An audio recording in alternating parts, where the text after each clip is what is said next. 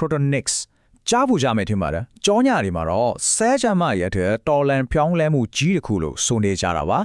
ဒီနေ့မှာတော့အသက်ရှိတော်ရေလို့ခေါ်တဲ့ဒီအရာဝတ္ထုတွေနောက်ွယ်ကစိတ်ဝင်စားစရာကောင်းတဲ့အဆိုတွေကိုကြောညာအချက်လက်တွေပေါ်အခြေခံပြီးတစ်ချက်လေ့လာကြည့်ကြရအောင်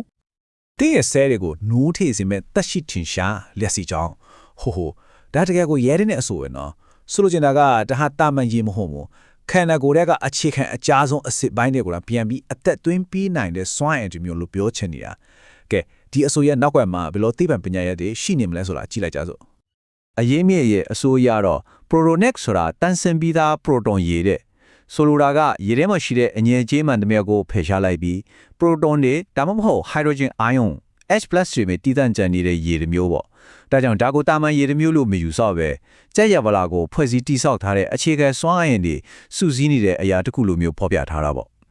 ဒါပေမဲ့ရေတစ်မျိုးကဘယ်လိုလုပ်ပြီးအသက်ရှိနေနိုင်မှာလဲဟုတ်တယ်မလားဒီအဆိုရဲ့အဓိကချက်ကရေမော်လီကျူးတွေရဲ့အတွင်းထဲမှာဖြစ်ပျက်နေတဲ့လှုပ်ရှားမှုတွေနဲ့သက်ဆိုင်တယ်လို့အရင်မြစ်ကညွှန်းဆိုထားတယ်အရင်မြစ်မှာဖော်ပြထားတဲ့ spectroscopic analysis အရဆိုရင်ဒီတွင်းက proton တွေဟာတစ်ချိန်လုံးအဆက်မပြတ်လှုပ်ရှားနေတယ်လို့ဆိုပါတယ်ဒီချက်ကိုပဲသူတို့က physical singularity ဒါမှမဟုတ်တစ်ခုတည်းသောထူးခြားတဲ့အမတ်ဖြစ်သုံးလုံးထားတာပေါ့ဒီအဆက်မပြတ်လှုပ်ရှားနေတဲ့ဆိုတာကဘာကိုဆိုလိုတာလဲစကြည့်အောင်ဒီအဆက်မပြတ်လှုပ်ရှားနေတာကိုပိုပြီးမြင်တော့အရင်မြစ်မှာတီးကြတဲ့တိတိပံနာမည်တစ်ခုရောတင်စားမှုတစ်ခုပါသုံးထားပါတယ်သူတို့ခေါ်တာကတော့မယမနာ proton တို့ရဲ့ခခွန်းချင်းတဲ့ဒီဖြစ်စဉ်ကို Crotus mechanism လို့ခေါ်တယ်စိတ်ထဲမှာမြင်အောင်ကြည့်လိုက်ပစ္စည်းတစ်ခုကိုလက်ဆင့်ကမ်းပေးနေတဲ့လူတိုင်းကြီးတစ်ခုလိုပဲပစ္စည်းကတနေရာကနေနောက်တနေရာကိုရောက်သွားပေမဲ့လူတစ်ယောက်ချင်းစီကတော့နေရာမြောင်ကြီးရွေ့စရာမလိုဘူးအဲ့ဒီလိုပဲ proton တွေကရေမော်လီကျူးတွေကြားမှာစွမ်းအင်ကိုအလွန်အင်မတန်မှလျင်မြန်စွာလက်ဆင့်ကမ်းကူးပြောင်းနေတဲ့ဆိုတဲ့သဘောပါပဲအရင်မြစ်ကဒီဖြစ်စဉ်ကို second billion ပုံတပုံအတွင်းဖြစ်ပျက်နေတဲ့အဆက်မပြတ်အကာလို့တင်စားထားတာပါဒီစကလုံးကရေဟာအနုကြီးအဆက်မှာမယုံနိုင်လောက်အောင်လှုပ်ရှားတတ်ဝင်နေပြီးစွမ်းအင်နဲ့အဆက်မပြတ်စီးဆင်းနေတဲ့ဆိုတဲ့ပုံရိပ်ကိုပိုပြီးပေါ်လွင်စေပါတယ်ဒါကတော့အဲ့ဒီကနေရလာတယ်လို့ဆိုထားတဲ့ရလပေါ့ရေဟဲကအတားစီးတွေဖြစ်တဲ့အညစ်အကြေးတွေကိုဖယ်ရှားလိုက်တဲ့အခါ proton တွေဟာဘာတားစီးမှမရှိတော့တဲ့အစွမ်းရည်အဝေးပြေးလမ်းမကြီးပေါ်မှာလို့လွတ်လပ်စွာစီးဆင်းနိုင်သွားတယ်လို့ဆိုလိုတာပါကဲဒီညမှာတော့အဆိုတွေကပို့ပြီးတော့တောင်အံ့ဩစရာကောင်းလာပါပြီအရင်မြစ်ကဇီဝပြေတာဆိုင်ရာဝေတော်ဒီလို့ခေါ်တဲ့အချက်တစ်ခုကိုတင်ပြလာပါတယ်အချက်လက်တွေရ Protonix ရဲ့ pH ကတတမ9ပဲရှိတယ် pH number 9လေ acid တက်ပြင်းလေဆိုတော့ဒါဟာတမယာကြီးထက်အစိတ်ထောင်လောက်ပိုပြင်းတဲ့ acid အလုံးအင်မတာမှမြင့်မားတဲ့အခြေအနေတစ်ခုပါဒီမှာအဓိကဝီရိုဒီကရှိနေတာဒီလောက်ပြင်းတဲ့ acid ကသွားကြွေလွားလေးကိုပျက်စီးစေတင်တာပေါ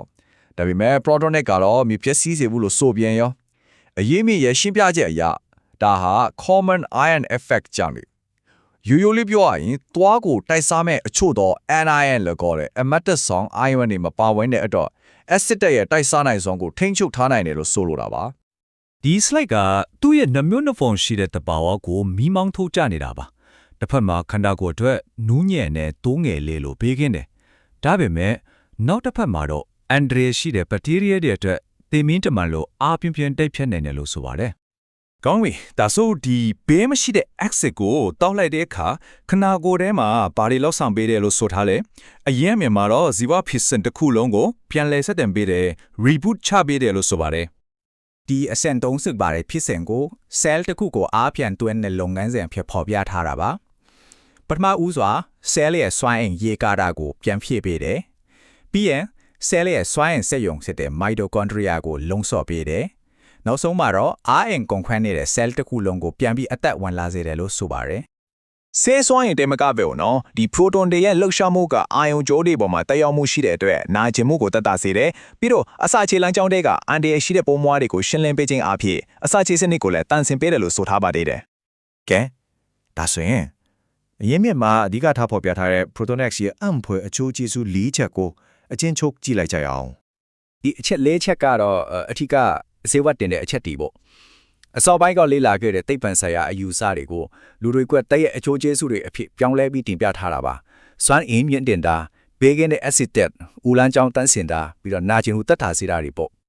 အရေးမြင့်မှာပါတဲ့အချက်အလက်တွေကတူးရဲ့အထင်ရှားဆုံးအဆို အသက်ရှိတယ်ဆိုတဲ့ချက်ကိုထောက်ခံဖို့နောက်ဆုံးထူးခြားတဲ့တက်တဲ့တစ်ခုနဲ့အဆုံးသတ်ထားပါတယ်။ဘာမှဖြစ်မလဲ